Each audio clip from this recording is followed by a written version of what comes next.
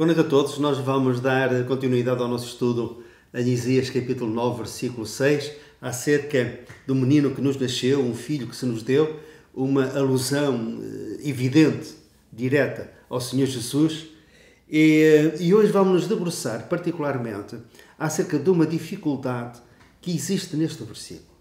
A certa altura nós lemos assim: porque o menino nos nasceu, um filho se nos deu, o governo está sobre o seu ombro, e o seu nome será Maravilhoso, Conselheiro, Deus Forte, Pai da Eternidade. É acerca desta expressão, Pai da Eternidade ou Pai Eterno. Quando nós lemos acerca de Deus como nosso Pai, nós automaticamente somos conduzidos para a primeira pessoa da Trindade, o Pai do nosso Senhor Jesus Cristo. Mas aqui é uma alusão, é uma referência à segunda pessoa da Trindade, ao Senhor Jesus. E chama-lhe também de Pai, Pai Eterno. Ora, como ultrapassar isto? Não pode haver aqui uma mistura entre uma coisa e outra. Portanto, todo este versículo se refere ao menino que nos nasceu, ao filho que se nos deu, e refere-se exclusivamente ao Senhor Jesus. E repito, então, como aparece aqui esta expressão, Pai da Eternidade ou Pai Eterno? Bem, na palavra de Deus, a palavra Pai pode ter outras aplicações.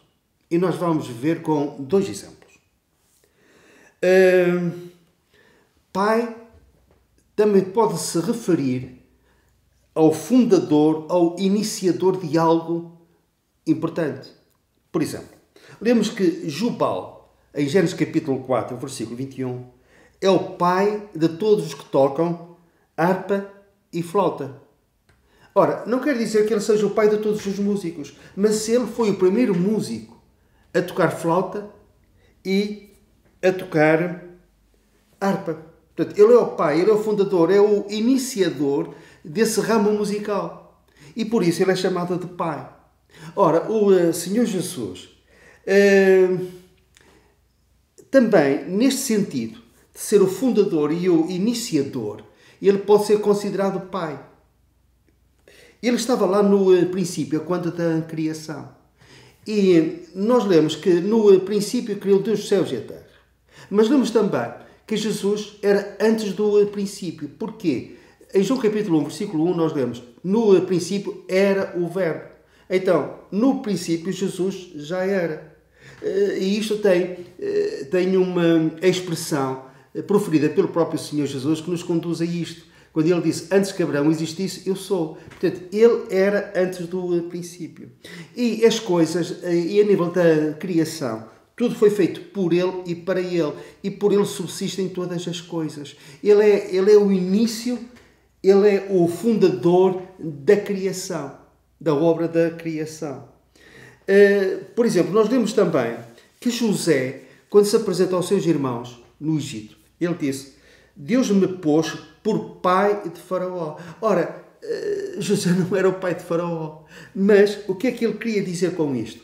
Que era o protetor e o conselheiro de Faraó. Ora, porquê? Porque Faraó colocou nas suas mãos todas as coisas. O governo do Egito estava a cargo de José. E por isso ele diz: Deus me pôs por pai de Faraó. Ora, em relação a isto, nós vemos que o pai ama o filho, em João capítulo 3, versículo 25. E todas as coisas entregou nas suas mãos. Portanto, Jesus é o Pai da eternidade, é o Pai eterno neste sentido. Porquê? Porque a primeira pessoa da Trindade, o Pai do nosso Senhor Jesus Cristo, entregou todas as coisas nas suas mãos. A saber, o juízo, o julgamento. Ele deu ao Filho todo o juízo, todo o julgamento. O Pai a ninguém julga, mas entregou nas suas mãos todo o julgamento.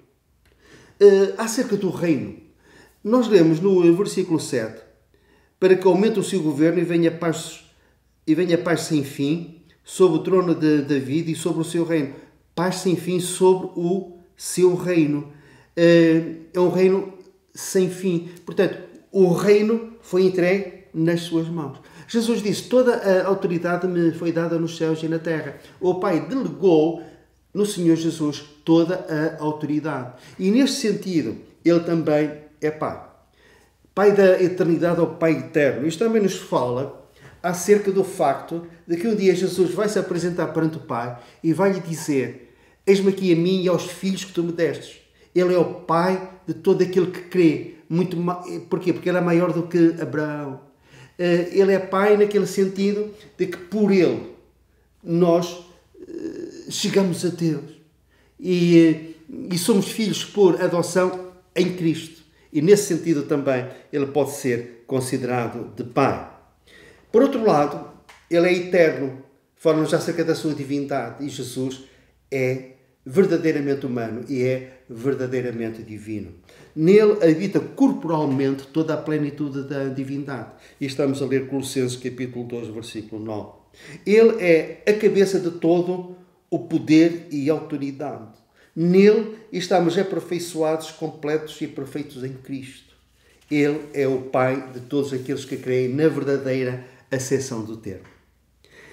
Pai eterno, porque nele não somente estão as fontes da eternidade, mas também Ele faz com que aqueles que creem nele, se faça neles uma fonte de água que salta ou que jorra para a vida eterna. Nós temos prometida com toda a certeza em termos absolutos que iremos passar a eternidade juntamente com Deus. Quem crer nele tem a vida eterna. Aquele que beber da água que eu lhe der, eu faço nele uma fonte de água que jorra para a vida eterna. E nesse sentido, o Senhor Jesus também é o Pai da eternidade. E um dia estaremos com Ele para todo sempre. E estaremos com o Pai por toda a eternidade, na qualidade de filhos, por esses novos céus e nova terra que jamais terão fim. E Ele mesmo enxugará dos nossos olhos toda a lágrima. A morte não existirá mais. Não haverá luto, nem pranto, nem dor. Tudo isso pertencerá ao passado. E naquele tempo, por causa de Jesus ser o Pai da eternidade, um dia para nós serão como 1000 anos. E 1000 anos serão como um dia. E damos graças ao Senhor pelo seu dom inefável, porque um dia um menino nos nasceu, um filho se nos deu. E entre outros atributos, Ele é maravilhoso, Conselheiro, Deus forte, Pai da eternidade. Louvado seja o Senhor por esta dádiva tão grande e imerecida da nossa parte.